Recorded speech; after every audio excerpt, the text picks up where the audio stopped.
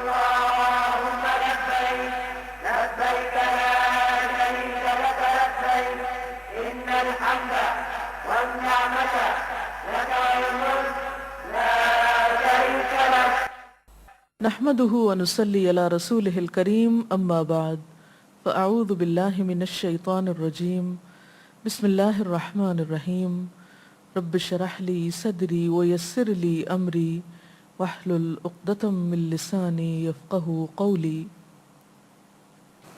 اگر کسی کو حج کا شوق ہو لیکن وہ مقروض ہو تو کیا وہ اس کا حج قبول ہوگا؟ اگر کوئی ایسا شخص ہے کہ اسے حج پہ جانے کا شوق بھی ہے، دوسری طرف اس پہ قرضہ بھی ہے، وہ مقروض ہے، تو مقروض شخص پر حج فرض نہیں ہوتا. حج ایک فرض عبادت ہے.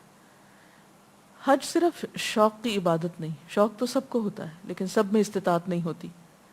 تو جو شخص مقروض ہو اور قرض ادا کرنے پر اس کے پاس اتنا باقی نہ بچے کہ جس کی وجہ سے وہ حج پر جا سکے، تو اسے پہلے قرض ادا کرنا چاہیے اور پھر آئندہ جب کبھی استطاعت ہو، حیثیت ہو، پھر حج پہ جانا چاہیے. لوگوں کی امانتیں اور قرضے سر پر لے کر عبادت کے لیے نکلنا درست نہیں.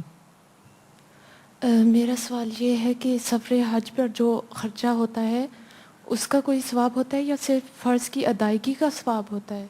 حج کے سفر میں انسان کو مال لازماً خرچ کرنا پڑتا ہے، اگرچہ یہ ایک فریضے کی ادائیگی ہے، لیکن اس سفر میں انسان جو کچھ بھی خرچ کرتا ہے اسے اس خرچ کرنے پر بھی بے پناہ اجر و ثواب ملتا ہے.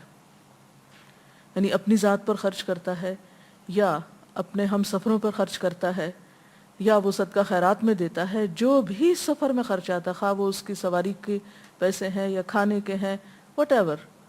اس کے بارے میں ایک حدیث میں آتا ہے کہ حج میں خرچ کرنا ایسا ہے جیسے جہاد میں خرچ کرنا، اور جہاد میں 1 درہم خرچ کرنے کا ثواب 700 درہم خرچ کرنے کے برابر ہے. تو اس سے آپ اندازہ لگا سکتے ہیں کہ سفر حج میں جو پیسہ ہم استعمال کرتے ہیں اس سے کتنا بڑا اجر و ثواب حاصل ہوتا ہے. ایک اور روایت میں آتا ہے، آپ صلی اللہ علیہ وسلم نے حضرت عائشہ سے فرمایا کہ جتنی تم کو تکلیف ہوگی اور جتنا تم خرچ کرو گی اتنا ہی تم کو ثواب ملے گا. اسی لیے ہم دیکھتے ہیں کہ عبداللہ بن مبارک صرف خود حج نہیں کرتے تھے، اپنے ساتھ اور بہت سے لوگوں کو لے جاتے جن پہ حج فرض نہیں بھی ہوتا تھا یا ہوتا تھا تو جانے سے پہلے ان سے کہتے کہ لاؤ تم سب اپنا اپنا خرچہ مجھے دے دو. پھر راستہ بھر ان کو کھلاتے پلاتے، ان کی ضروریات پوری کرتے، واپسی تک ان پہ خرچ کرتے، اور جب لوگ واپس آتے تو انہیں ان کا مال تحفہ کہہ کے لوٹا دیتے. یعنی انہیں راستے میں احساس بھی نہیں ہونے دیتے تھے کہ وہ ان پر کوئی احسان جتا رہے ہیں، کیونکہ انہیں یقین تھا کہ اللہ کے راستے میں اپنے ہم سفر ساتھیوں پر خرچ کرنا بھی اجر و ثواب کا باعث ہے. اور ایک روایت میں آتا ہے کہ اللہ تعالیٰ کے نزدیک پسندیدہ ترین عمل کیا ہے؟ کسی انسان کے دل میں خوشی داخل کرنا، مومن کے دل کو خوش کر دینا.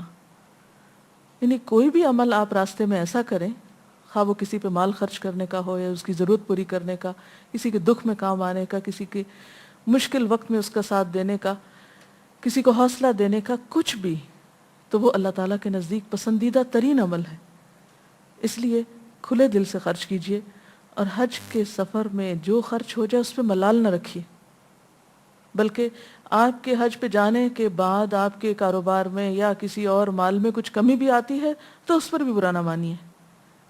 جو رزق آپ کے حصے میں اللہ نے لکھا ہے وہ حج پہ جانے سے کم نہیں ہوگا، اللہ تعالیٰ کہیں نہ کہیں سے کمپنسیٹ کر دے گا، تھوڑے میں بھی برکت ڈالے گا.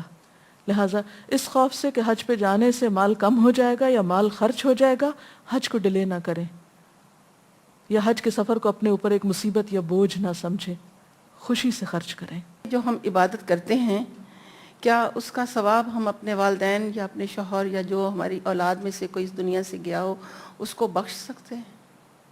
جہاں تک اپنے فوت شدہ رشتہ داروں کو ثواب پہنچانے کا تعلق ہے تو ان کے لیے سب سے بہترین چیز دعا ہے. نبی صلی اللہ علیہ وسلم نے فرمایا کہ مرنے والا اپنی قبر میں ڈوبتے ہوئے فریادی کی طرح ہوتا ہے، اور وہ اپنے پیچھے والوں کی طرف سے دعا کا منتظر ہوتا ہے۔ تو مردے کو جب دعا دی جاتی ہے، یعنی ان کی بخشش کی دعا، ان کے درجات کی بلندی کی دعا، تو اس پر وہ جتنا خوش ہوتا ہے، یعنی وہ دعا جب اس کو پہنچتی ہے تو اس سے بڑھ کر وہ کسی چیز پر خوش نہیں ہوتا، یعنی اسے اس بات کی پرواہ نہیں ہوتی کہ وہ اپنے پیچھے اور کیا چھوڑ کر گیا ہے، یہ پیچھے والے اور کیا کر رہے ہیں۔ اسے اس وقت بہت خوشی ہوتی ہے جب اسے دعا کا تحفہ ملتا ہے۔ تو آپ جو بھی نیک عمل ان دنوں میں کریں، جب اپنے لیے دعا کریں تو اپنے فوت شدہ عزیزوں کو، دوستوں کو ان دعاؤں میں شریک کر لیں۔ اس کے علاوہ ان کی طرف سے صدقہ خیرات بھی کر سکتے ہیں۔ پھر اگر ان کے اوپر حج فرض تھا تو ان کی طرف سے حج بدل بھی کیا جا سکتا ہے۔ ہمارے آج کے پروگرام کا وقت ختم ہوتا ہے۔ اللہ تعالی ہمیں بہترین اعمال کی توفیق عطا فرمائے۔ سبحانک اللہم و بحمدک نشہد ان لا الہ الا انت نستغفرک و نتوب الیک۔